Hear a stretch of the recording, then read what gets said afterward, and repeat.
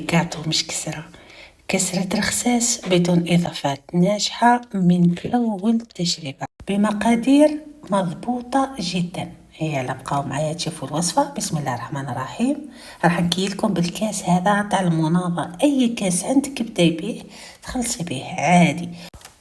وراح نستعمل السميد هذا تاع 25 كيلو، وانتي استعملي أي سميد عندك، المهم ما يكونش رقيق كيما هذاك تاع الفرينه، يكون قريب للمتوسط، ما هو متوسط كي المقرود، ما هو المهم هذا الوصفه تصلح مع كل سميد تشريه في شكار هذاك تاع 25 كيلو.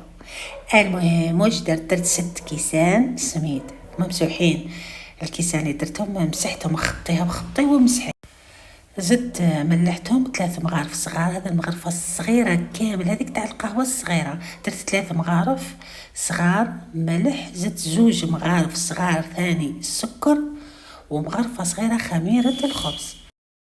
انا بغيتي تزيدي سينوج كيف يسميوه جلجلانية كيما تحبي، انا ما زدت حتى حاجة، هذا المقادير فرات، لا خميرة قاطو ما فيهاش خميرة القاطو هذه، خرجت لي ولا اروع.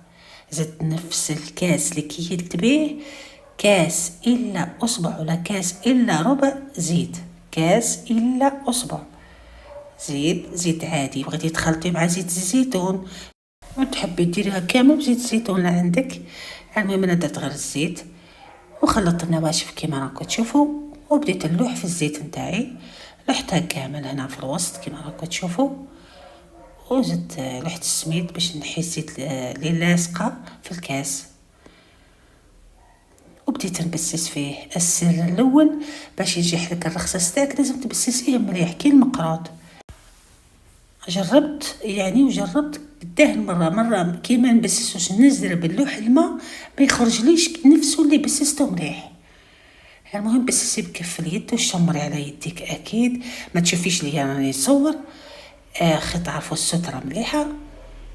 وثاني هذا الذرعين اخترتهم سبيسيال، شوفوا في بلاستيك هكا، ما قاسوليش السميد ابدا، ما قاسوليش العجينه ابدا. انا كيما نكونش نصور اكيد نشمر على ذرعيه. ومن بعد زدت عمرت بنفس الكاس، كاس ما كما راكم تشوفوه معمر ماء عادي من الحنفيه، جبته لحته كامل، وزدت عمرت الكاس الثاني بصح لحت الماء كامل بصح خليت ربع باش من بعد ندير التست، لا شرب لي اللوح الربع هذاك، لا ما شرب ليش كان بها نكمل، فهمتوا؟ لحت الماء وبديت نخلط كيما راكم تشوفوا هكا بالتقطاع. ندخل كامل المواد مع بعضها، لازم تعجني شويه، ماشي يقولك واحد بدون يعجن يعني ما تعجنيهش ابدا، لازم ما تعجنيهش كيما المطلوع، وما تعجنيهش كيما الرقاق. المهم نعجنوه، ندخل المواد مع بعضها باش ما يجيش مشقق ويجيك ثاني املس، شكله املس ومليح. المهم دخلت الماء كامل كما قلت لكم، درت كاس 2 كيسان الا ربعها، والربع خليته وقفلت عليها بصاشي وخليتها تريح حوالي 5 دقائق، يبان باللي السميد تاعك يشرب ولا لا. خطيت عليه 5 دقائق ورجعت لقيته شرب الماء كامل، وشوفوا كيف جاي يتفتت، يبقى كملت الماء. كي ديري هكا وتلقاه يتفتت اعرفي بلي راهو شرب لك الماء، كملي الماء هذاك اللي بقى لك كامل، وبدا اعجني هكا بالتقطاع بصباع يديك كما راكي تشوفي.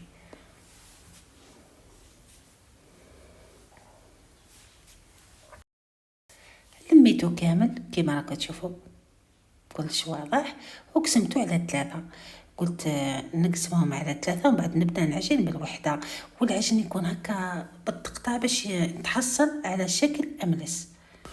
وثاني كي تعجنيها مليح ما تكسرلكش في الطاجين، لو كانت تلوحيها هكاك بدون عجن تجي تقلبيها تتفتت لك في الطاجين. هذا هو الاسرار كامل عطيتهم لكم. القصعة جاتني تزغط بزاف ورجعت حطيت في الرخامة وبديت نكور فيهم ونكركب فيهم ونملس فيهم كيما راك تشوف.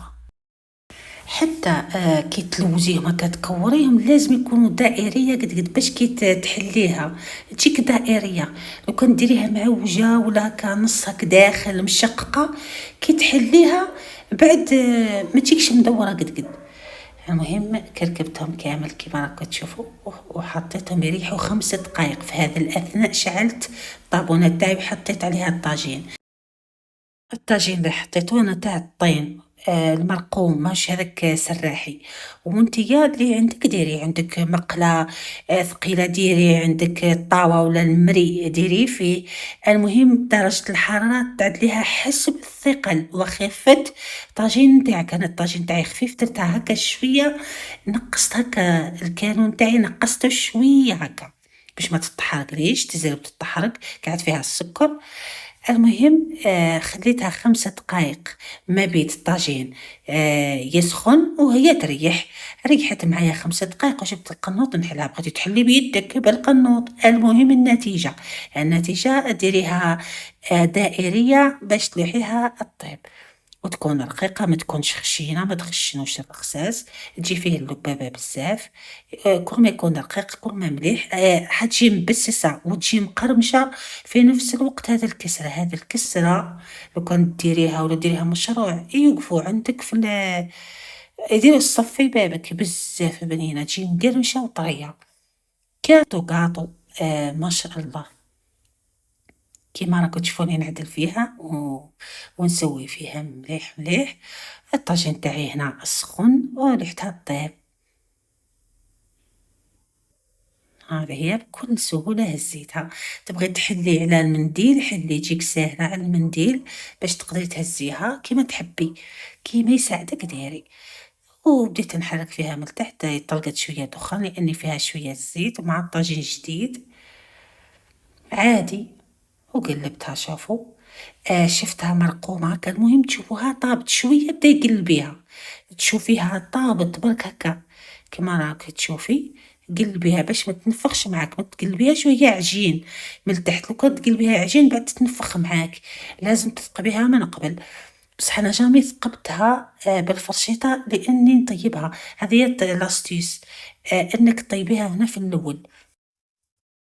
بديت قلبتها وبديت نبرم. لازم تبرمي باش تتحصلي على لون موحد كامل، تجي قد وجبت هذيك اللوحة لضيت بها شوية. ها شافوا بالعقل، لأنه الطاجين هذا تاع طين ماهوش تاع حديد، يعني تخدمي كل يعني بكل بالعقل يعني بالعقل. المهم على بالي فهمتوا. ونبرم هكا بالفرشيطة بيدك كيما تحبي. هي كي طابت حتى تحصلت على هذا اللون الرائع. هذا هو لونها الحقيقي. ومن بعد كي تشوفوها غماق ليا التصوير ما فهمتش. كي صورتها من بعد جات اللون تاعها غامق، زدت كملت طيبت الباقي بنفس الطريقة كما راك تشوفوا. هذه الثانية شوفوا طليت عليها لقيتها اخذت اللون. شوفوا تبغي تطيبيها هنا لهنا ثانية، يعني ساعات نطيبها هكا في الطاجين تاع الحديد الطياب زي، ولا هنا نطيبها زي تاع الطاجين تاع الطين. طيبيها هكا تشوفيها طرقمت هكا تقلبيها، ومن بعد تزيدي تقلبيها وتزيدي تقلبيها من هنا وتطيبيها مليح، ودايما مع الطبرام باش يجيك لون موحد. ان شاء الله يكون مفهوم.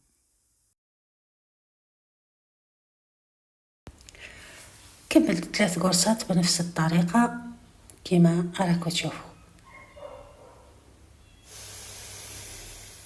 هكي حطيتهم على الكوشه. انا دايما كي نطيب نحط على الكوشه باش ما يتنداوش معايا. بردوا هكا رجعوا دافين، جبتهم. شوفوا كيف هنا اللون غامق شويه، هو لونها كيما كي كنت نطيب. هذاك هو اللون الحقيقي كي تشوفيه هكا بعينك. لهنا هم هكي 3 قرصات جاو حجمهم ولا اروع. 3 قرصات يعني حجمهم متوسط ولا اروع، يساعدوك تطيبيهم. وشوفي ثاني حتى الرقوقية كل ما ديريه رقيق كل ما يخرج مليح. ديريه خشين كي حسب الذوق، حسب الذوق. هذا الخشين ورقيق، بصح الرقيق احسن صحي ومليح. قدمته مع العدس. كنت درت لكم العدس في الحلقة اللي فاتت، ولا الوصفة اللي فاتت، ولا الفيديو اللي فات. تقدري ديريها مع اللبن، مع الحليب، قهوة العشية. الولاد كي يروحوا من القراية ولا اروع. كما راكم تشوفوا كسرة قاطو خير من القاطو. بنينة بنينة ما فيهاش خميرة القاطو، خير ما يشتيش الكيماوية. وها هي كي نقصها معاكم شوفوا تحفة تحفة، تذوب في اليد يعني تتكسر يعني ما شاء الله، تجي مقرمشة وطرية في نفس الوقت. جربوها بهذه الطريقة ما تندموش إن شاء الله. ما بقى لي غير نقول لكم استودعكم الله الذي لا تضيع ودائعه.